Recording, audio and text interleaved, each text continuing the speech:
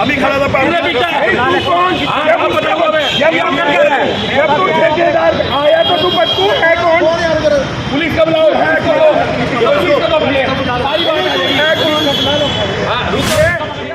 हर type के आदमी हुए हैं, आप भी समझो। ठेका ले हुआ है, कोई 2-4 हो जाए अगर खा भाई दुखी कर दे पहले देंगे आप उन लोगों को जो धक्का दिया कि 2-3 मेरे मारे कह देंगे। उसके बाद अगर हमारे इसमें नहीं होगा तो हम इसके खिलाफ RTI भी लगाएंगे। हाई कोर्ट में गलत करके गया हुआ है, पासिस बना के गया हुआ है। इसमें व्यापारियों का क्या कसूर है? उन्होंने तो पास बनवाया हुआ है, लेकिन प्रशासन उनकी सुनी नहीं रहा। ये उनसे मारपीट कर रहे हैं। भाई हमारा पास बन रहा है, उस तारीख तक हमारे पास है, तो देखो जी उनकी भी गलती नहीं, फिर गलती तो हमारी भी नहीं है ना। हमने भी अपना पैसों के ऐसे हफ्ते कर रखे। अगर पास मंथली मेरा कुछ कटेगा तो उसमें तो मारने का आता जी। मैं क्या कर ले पर्ची कटवा बोला बाबू जी पर्ची गाड़ियों की काटो कर हम तो सारी भी काट देंगे कर ले ना ये मुझे तरह का अम्मा में मारपीट की आप फिर अंचा पकड़ के मैं तो कितने लोगों ने मारे? एक नहीं मारे। तो पर्ची कटवाने की वजह से मारे। हाँ। क्या नाम है आपका? प्रमोद। कहाँ रहने वाले? 15 कॉलोनी। क्या कह रहे हैं कि पुराना ठेकेदार ठीक था? हम आपको ये कह रहे हैं, बिना ठेकेदार के पार्किंग इतनी अच्छी चल रही थी। कभी भी आप आगे देखते रहे, एक सफाई व्यवस्था के अलावा यहाँ पर इतने अच्छे मैनेजमेंट चल रही थी। लोग खुद भी सजग हो चुके थे इस मैटर में। तो हमारी प्रार्थना है कि आप इसको फ्री छोड़ दो, और फ्री करना ही पड़ेगा, अन्यथा संयुक्त व्यापार मंडल समिति ने आज अपने यही खड़े खड़े ऐलान भी कर दिया है, और हाईकोर्ट हम जाकर रहेंगे और रिट डालेंगे। राजनीतिक लोगों पर हमारे को विश्वास ही नहीं है, क्योंकि हमारे यहाँ दलगत की राजनीति चल रही है। बस। विशाल वर्मा, प्रधान हलवाई था। ठेकेदारों को लेकर के रहता है ना कि गुंडागर्दी करते, उस प्रकार का कोई माहौल? ऐसा कुछ नहीं है जी। देखो हम तो मतलब कॉलेज टाइप के थोड़े पढ़े लिखे बालक हैं, ऐसा कुछ नहीं होगा कि हाँ भाई गुंडागर्दी है। जो भी है नॉर्मल बच्चे लगे इसमें। हाँ नॉर्मल वे में काम होगा, गुंडागर्दी कोई नहीं जी। वो तो हाँ ये है थोड़ा बहुत इश्यू तो सब क्रिएट कर देते हैं। ऐसा कुछ नहीं होगा कि भाई हाँ किसी को नाजायज तंग किया जाए या कुछ भी हो। इसलिए तो बोल रहा हूँ ना, मैं अपना नंबर दे दूंगा उनको कि आपको कुछ भी शिकायत हो ना तो इनको कहने से पहले कोई भी हो, मतलब वर्कर हो हर टाइप की हो जाए जी, वो आप मेरे को बता दियो, मैं आपकी सुनूंगा। पहले जो पुराना ठेकेदार था उसने यहाँ पे ठेका उसका खत्म हो गया है, ये नए ठेकेदारों के हाथ में आ गया। उन्होंने आते ही गुंडा टैक्स शुरू कर दिया। 20 रुपये वाली पर्चीज को 30 रुपये का काटा जा रहा है। जो मासिक पास था पहले वाला उसको भी फाड़ के नए बनाए जा रहे हैं। चलो हमारे पास काफ़ी व्यापारियों के फ़ोन आए मेरे पास, तो मैंने उनको यही कहा कि ये त्यौहार का सीज़न है, आप लोग इसको निपटो, अपने काम धंधे में ध्यान दो, ख़त्म होने के बाद हम इनसे बात कर लेंगे। आज इन्होंने किसी व्यापारी के माल लेकर गाड़ी में लोड करने के लिए कोई खरीदार बाजार में आया, उसने कंबल खरीदे, तो वो अपनी गाड़ी में माल रखने के लिए यहाँ पर पहुँचा। तो रिक्शा वाले को उन्होंने बोला कि इसका पर्ची कटवा।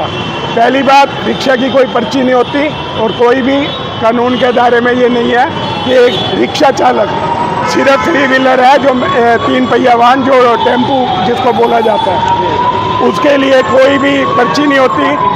उसने कहा मैं तो सिर्फ गाड़ी में सामान रखने के लिए आया हूँ, तो मैं अभी रख के वापस चला जाता हूँ। तो उसके साथ जो यहाँ पे पार्किंग वाला बंदा था, उसने उसके साथ उसको 2 थप्पड़ मारे और उसके कपड़े फाड़े।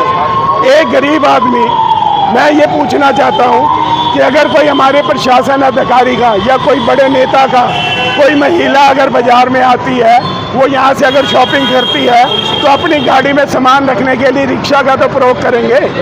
अगर एक गरीब आदमी यहाँ आकर उसको रखता है, तो ये पार्किंग वाले उससे पैसे लेने के लिए अगर उसके मना करने पे उसको थप्पड़ भी मारा गया, उसके साथ एक बुजुर्ग आदमी उसको थप्पड़ भी मारा गया, उसके कपड़े भी फाड़े गए। ये देखते हुए मेरे पास फ़ोन आया, तो मैं उसके बाद हम यहाँ पर इकट्ठे हुए, आकर पता चला कि ये परेशानी इन्होंने यहाँ की है। मैं अपने शहर के SDM साहब, CTM साहब, जो भी हमारे SP साहब और हमारे बड़े MLA साहब, MP साहब, जितने भी हमारे शहर के माई बाप हैं, जिनके ऊपर ये शहर की सारी जिम्मेवारी है, उनके आगे हाथ जोड़ के विनती करता हूँ कि व्यापारियों को, पूरे साल से व्यापारी परेशान बैठे हैं, आप लोग देख रहे हैं कामकाज है नहीं। ये 10-15 दिन दिवाली के हैं, इन सबको कमा खा लेने दो और एक गुंडा टैक्स, मेरे पास डीसी साहब ने हमारे साथ बात की थी, मीटिंग की थी, उन्होंने कहा था कोई गुंडा टैक्स कोई गुंडा टैक्स नहीं होने देंगे। हमने उनकी सहमति करते हुए, जो पिछले पार्किंग वाला था उसने जो 2 महीने का या 3 महीने का उसका समय था, उस दौरान कोई भी शिकायत उसकी नहीं आई। ये नया ठेका, मुझे नहीं पता कि ये 1 लाख 2 लाख 5 लाख बढ़ाकर इन्होंने लिया, ये कैसे भी लिया। ये नए ठेकेदार के पास जाते ही उनका दूसरे दिन ही ये बदमाशी का जो टैक्स है वो लगना शुरू हो गया। तो मैं डीसी साहब ने उस टाइम ये बात कही थी कि कोई भी गुंडागर्दी बर्दाश्त नहीं होगी। मैं उन्हीं से रिक्वेस्ट करता हूँ कि ये गुंडागर्दी, हम इसमें कोई राजनीति नहीं है, किसी तरह का कोई वो नहीं है। हमें व्यापारियों ने अपना नेता बनाया हुआ है, हम व्यापारियों के हक के लिए इस बात को रख रहे हैं।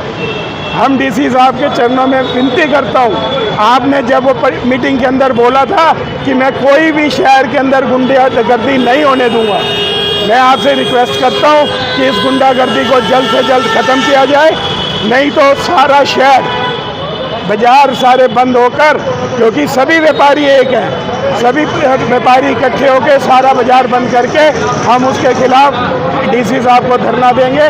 और उनके चरणों में फिर मैं विनती करता हूँ कि इस टोल टैक्स इसको जल्द से जल्द निपटारा किया जाए और व्यापारियों के हित में सोचा जाए। अभी पूरे मामले में जो गंभीरता जो नजर आ रही है, गलती किसकी नजर आ रही है? गलती आपके सामने सरासर है। कोई अगर गाड़ी वाला होता, उसके साथ अगर कोई बात होती तो फिर तो हम समझते कि उसकी गलती हो सकती है। ये तो एक रिक्शा वाला है जिसका पर्ची का कोई मतलब ही नहीं बनता, एक गरीब आदमी का पर्ची का मतलब ही नहीं बनता। हाई कोर्ट में रिट डालेंगे, पर्ची का मतलब ही नहीं बनता।